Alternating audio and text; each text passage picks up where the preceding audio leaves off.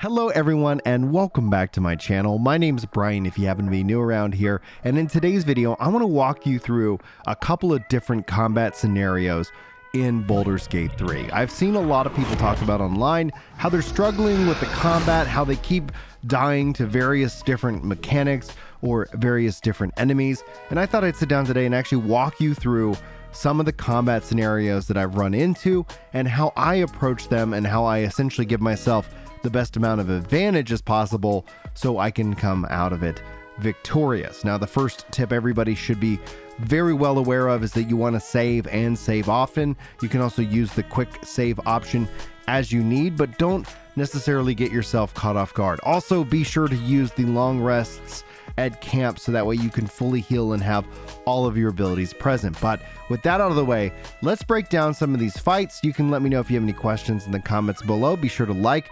repost, retweet, resub, whatever. Share the video out if you guys feel like you got something out of it, and let's dive into this. Now, if you were watching as a part of the intro, the first thing you'll notice is that I did a disconnect from my character. Now I'm playing on controller, and you can press down on the left click or the L3 button to disconnect from your character, and it allowed me to kind of peruse this battlefield. This allowed me to sneak up in hiding mode and be able to initiate a surprise attack. You want to give your opportunity to do a surprise attack each and every time. From here, once combat is initiated, you're going to do a roll, which is going to determine the order of operations, the order in which that all the characters themselves get to act. And so obviously giving yourself the surprise attack will give you the ability to attack directly after that. Thus, ideally being able to minimize the amount of enemies that are going to be as a part of the encounter. You'll notice that I've got one character that I'm truly engaged with up here. The others are all down further, and obviously I'm in a higher ground.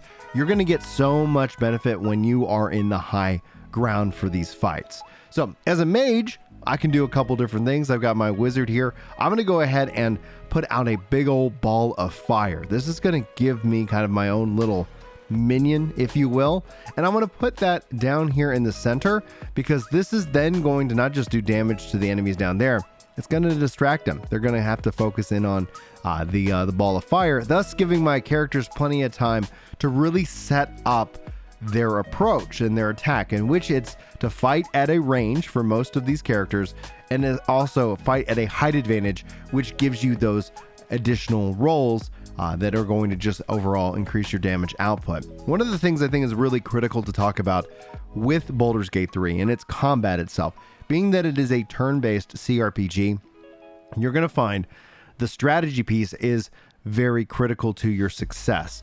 This means it's not just about pure damage output, and damage output is important, but it's about maintaining control of the battlefield. It's about maintaining the every advantage possible that you can give yourself, especially when it comes up to bigger and heavier hitting, beefier monsters, which we'll see later in this video.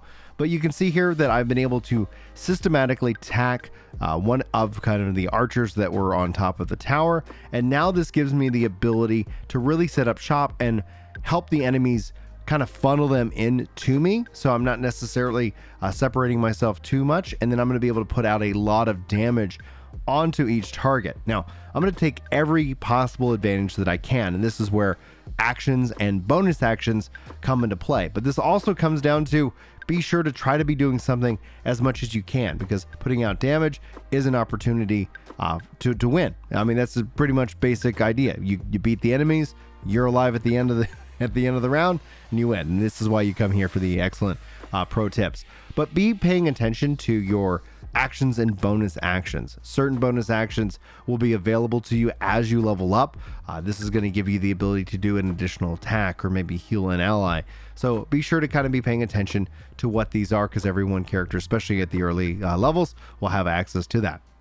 All right, so what we're going to do is we're going to speed up the combat here. You can see here as I start to position myself, continuing to put out damage at range, so that way I'm trying to do the very best that I can. Now, one of the things I want to do highlight here for you guys is the concept of field control. Now, with my wizard, I've got the ability to be able to put out a big old spot of grease on the battlefield. This is going to make it hard to walk through, and it's also going to make it be able to combo with fire spells. So grease is very flammable, so your spell combos are going to be very important to your success here.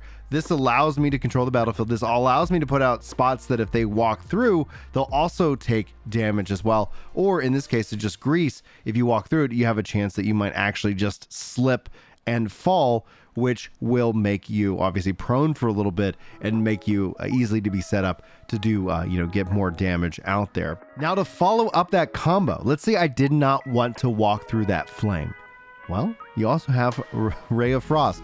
This will allow you to douse the flames and be able to move through combat. Now, the flames will eventually dissipate on their own, but if you're looking to really kind of just have a little bit more movement, if you manage to maintain that distance, you're going to give yourself a lot of options to play around with.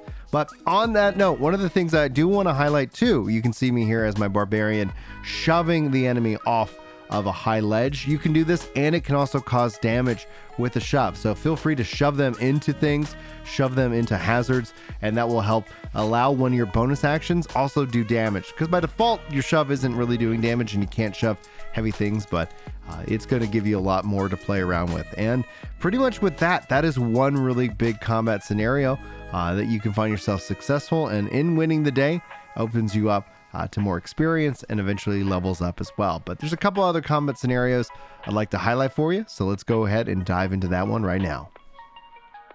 So here I found another goblin encampment, a big old fortress with a bunch of enemies inside. In fact, we actually have an orc hiding out in the back end of this, and they've captured some kind of bard who's standing in the center doing his thing. Now, again, what I like to do here is try to peruse as much as possible. Over to the right hand side, there's more enemies, and not every enemy is going to aggro when attacked. So it's important from just a sound perspective to initiate any kind of sneak attack, any kind of range attack, and continue to save whenever possible.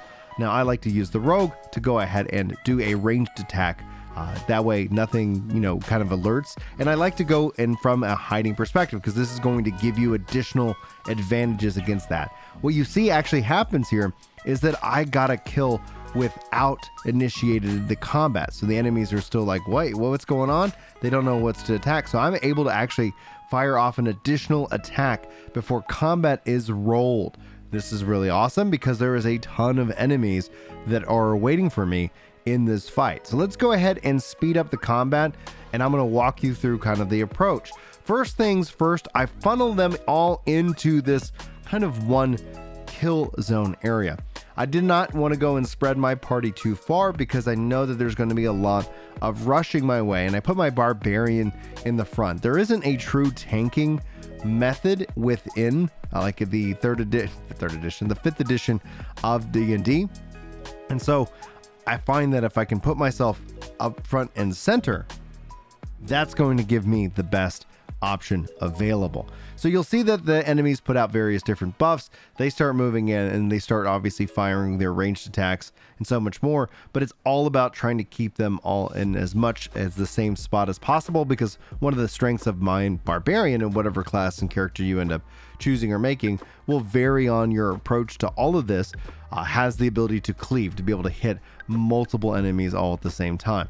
These enemies also have the ability to jump around as well, but I'm going to go ahead and just keep them completely focused. And once the ogre really comes into play, it's going to be all about locking him down, trying to keep him as far away as the fight as possible, put out damage on him so that as he closes ground, you're not having to knock off so much life all at the same time. And this comes into play with looking at the different enemies and hitting their various different, looking at their life, so that way you're just taking a turn away from the enemy who's going to put out damage or buff everybody else. So I always try to look to see what I can do, whether it's just chipping away at someone's life or actually just go ahead and finishing them off ends up being the case. Now you'll see here that I clearly get knocked down a couple times, so I kind of focus in on using help or heal to bring people back to up to speed, just to give myself that extra turn. Obviously when they get brought back up, they're not necessarily able to act, so it's imperative that you spend as much time